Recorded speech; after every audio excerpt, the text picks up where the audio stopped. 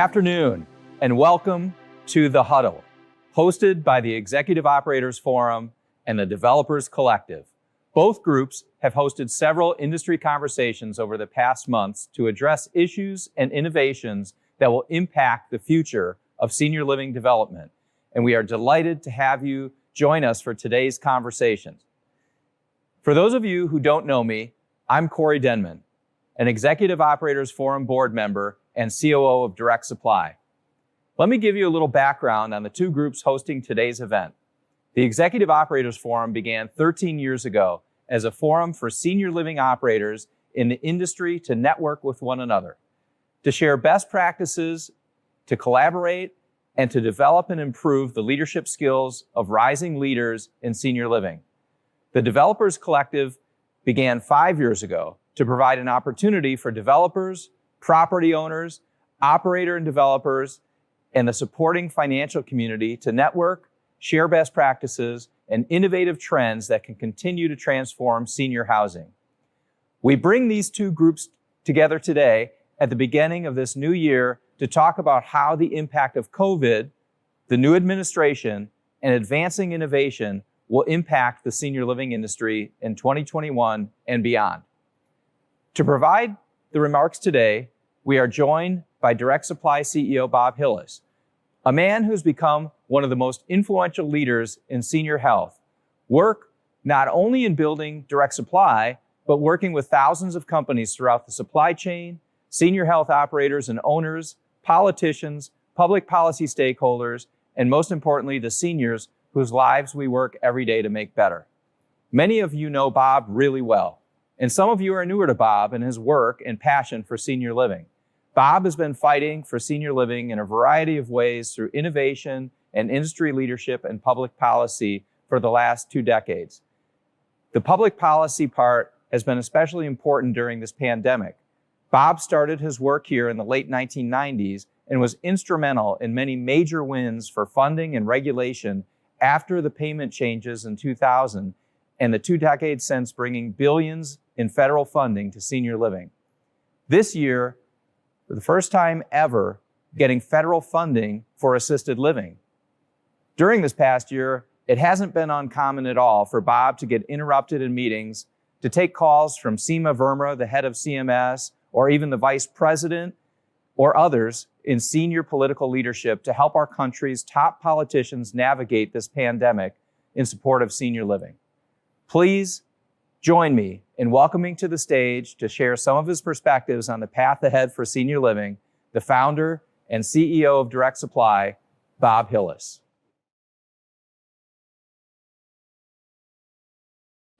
Thank you, Corey, for that very generous introduction. Welcome to all of you in the huddle for what I hope is one of our last virtual meetings for a while.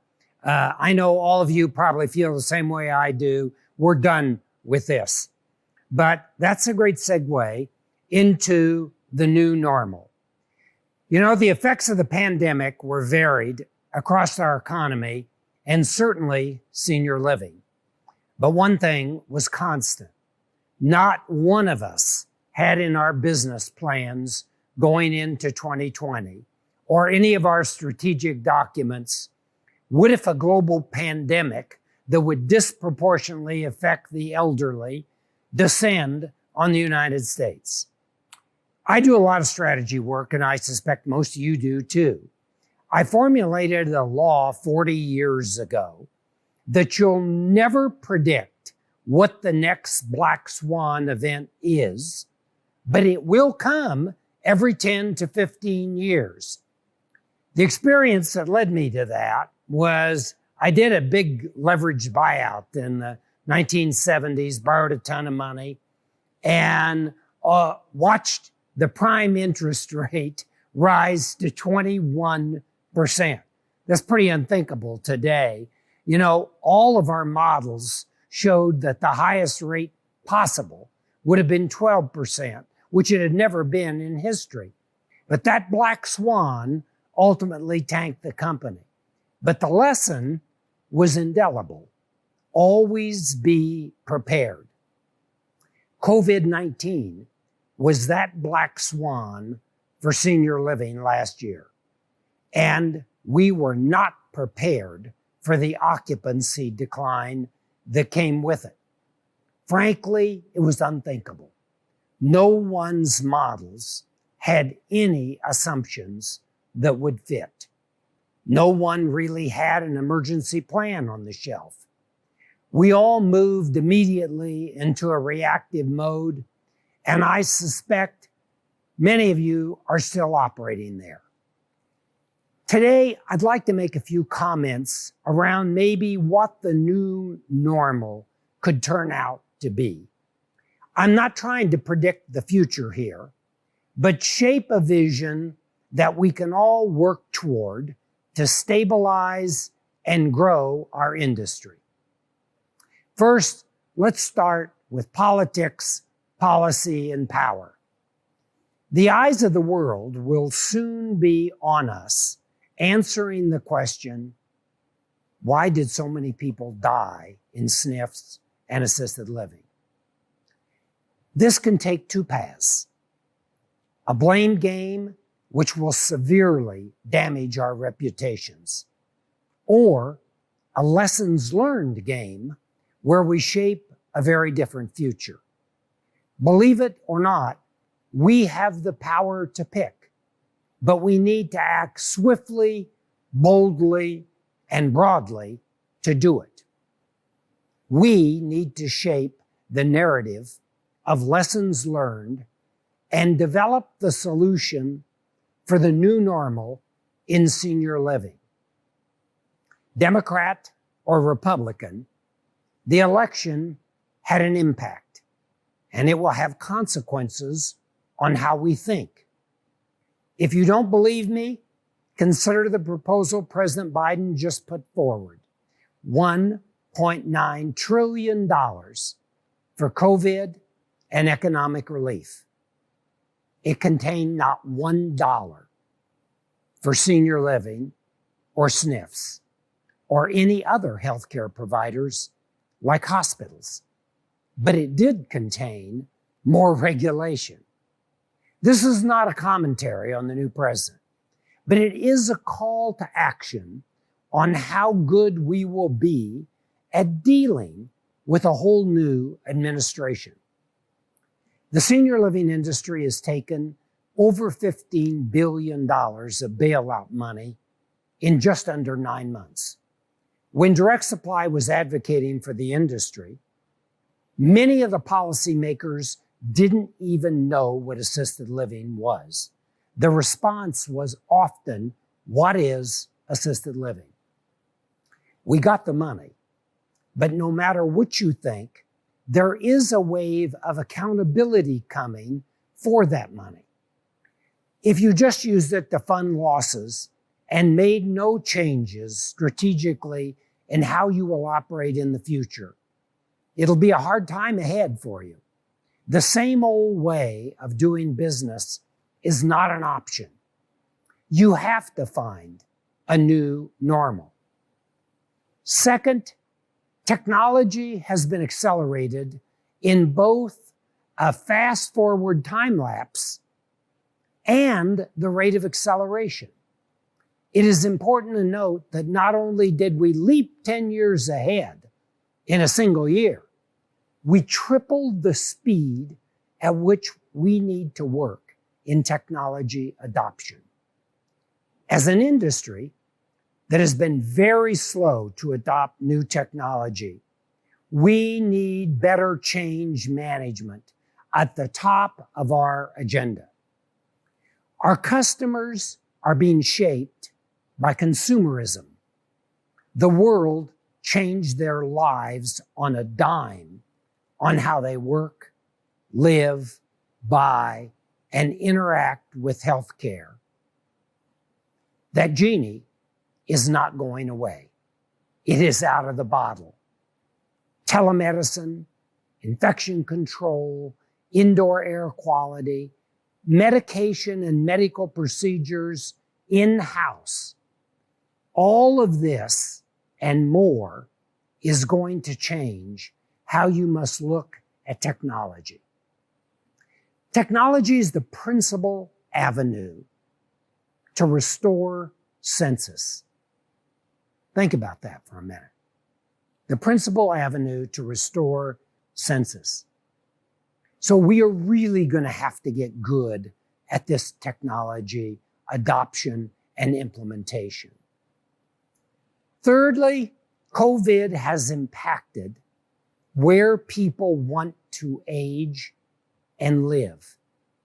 There is a renewed emphasis of fear of congregate living, a new interest in staying at home, a new administration and president that believes in aging at home.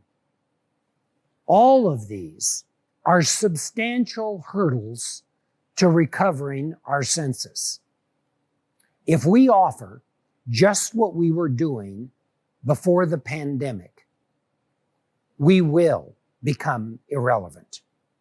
New design, remodels, refunctioning are all going to be required. We have to address fear directly and forcefully by actually doing something about supporting our residents, patients, and families in new ways.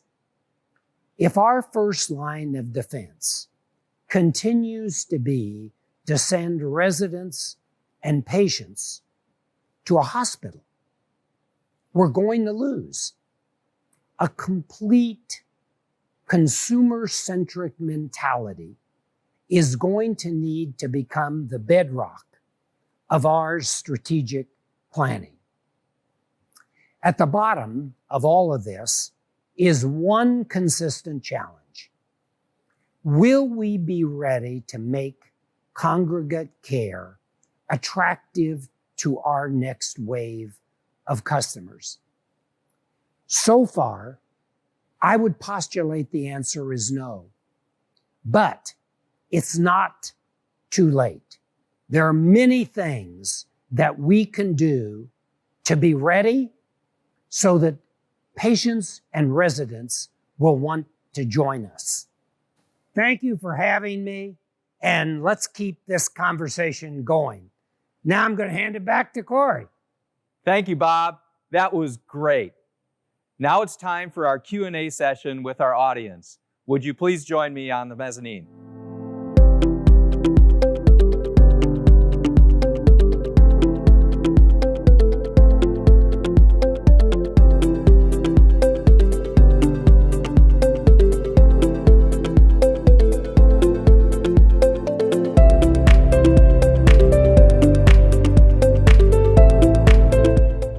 Bob, let's discuss a few questions we received from our audience.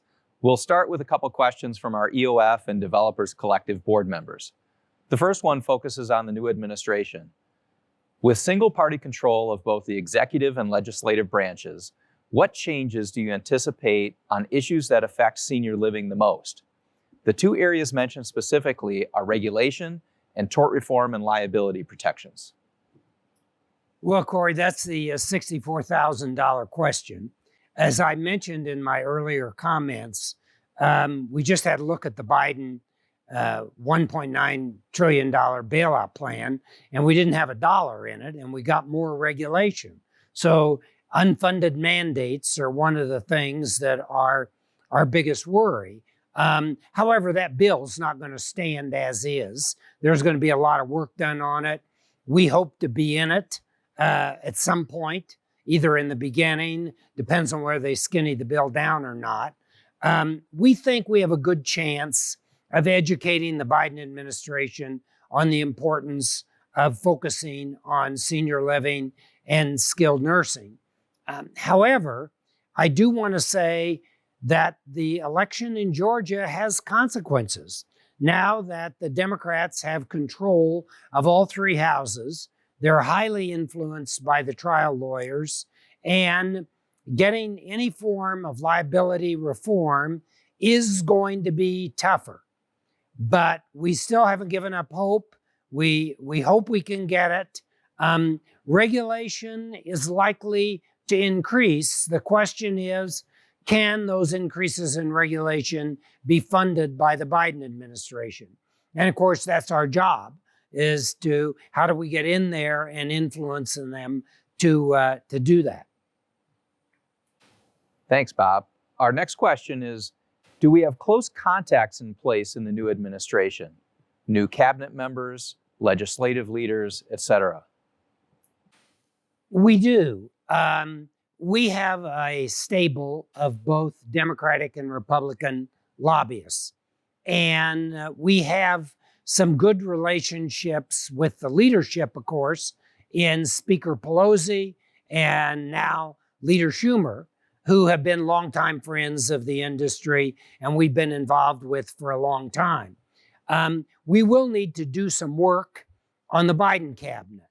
For example, Javier Becerra, who is likely to become the new head of Health and Human Services, took Kamala Harris's job as the Attorney General in California, and his track record has not been good towards senior living, let's say. So we've got some work to do in educating him.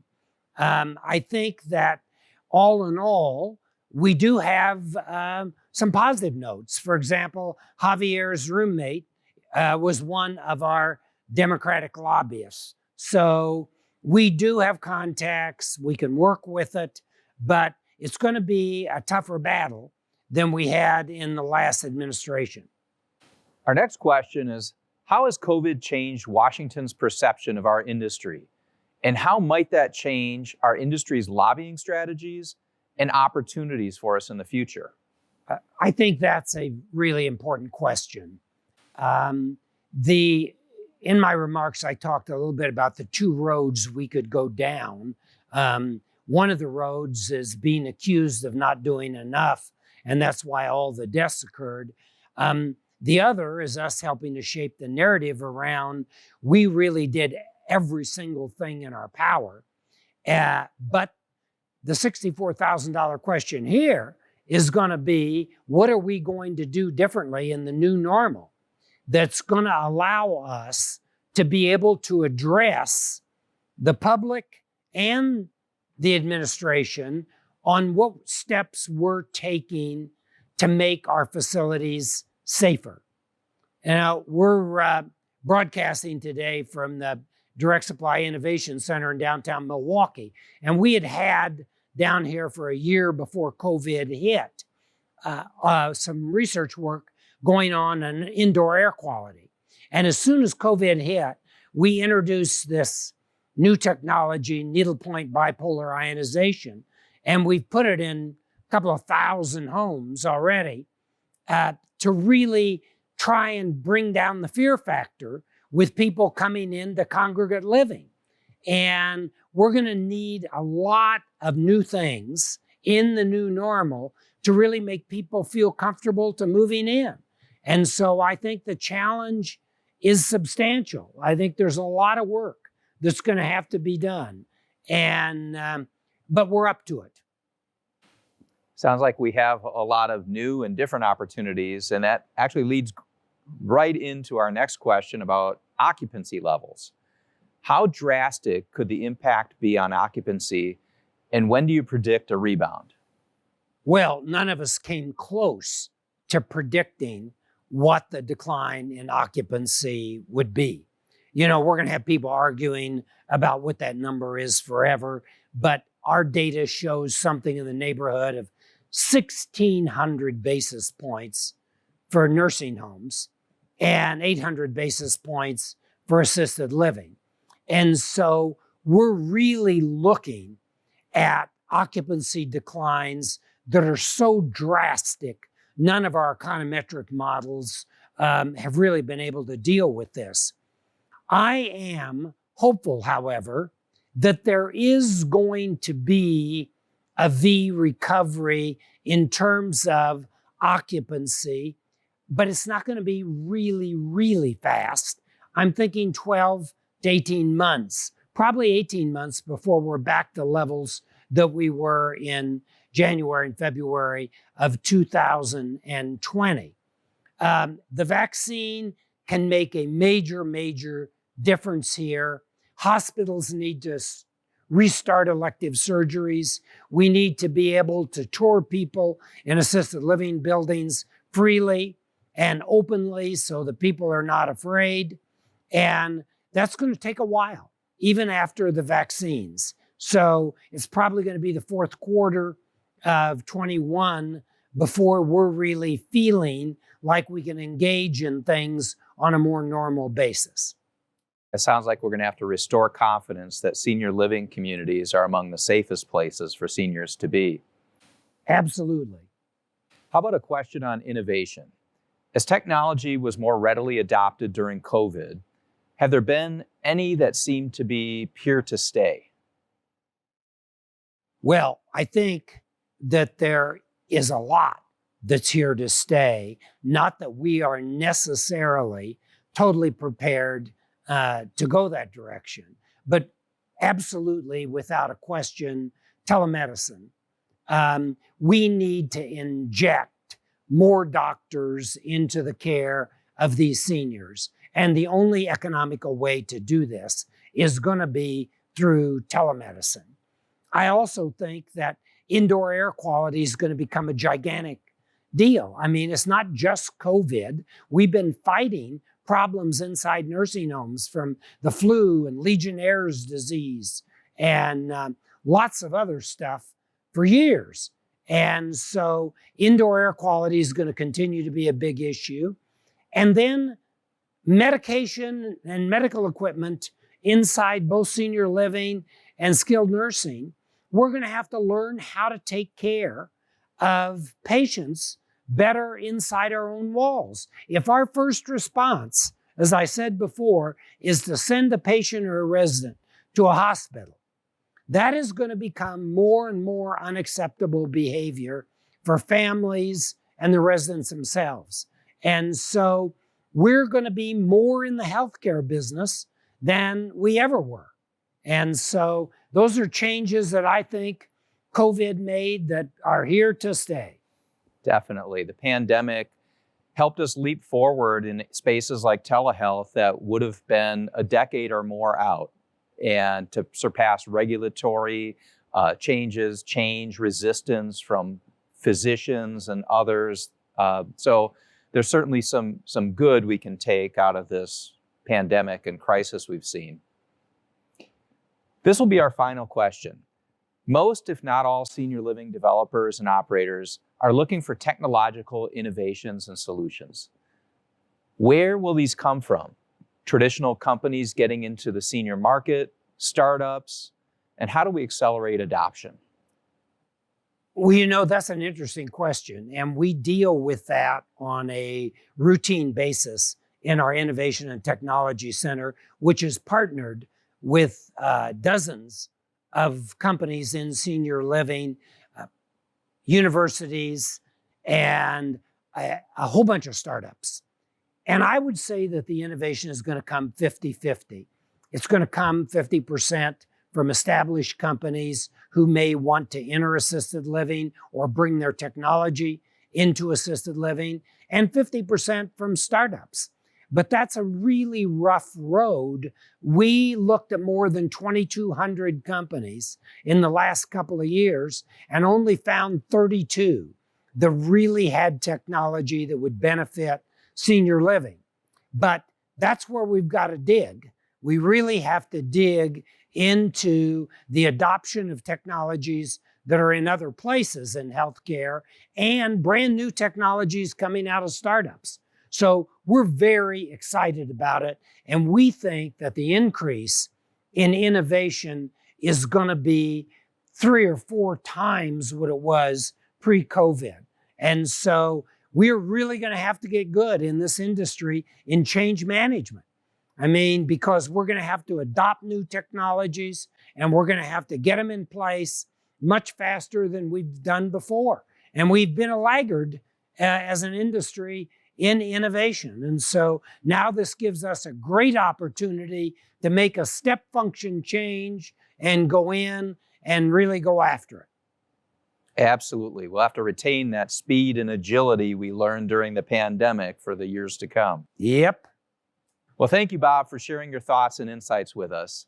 To all of you on the call, we appreciate you joining the Huddle today, broadcast from Direct Supply's Innovation and Technology Center. We look forward to a time soon when we can all join together in person to continue these conversations. Until then, we thank you for all you are doing each day to keep America's seniors thriving. Have a good night.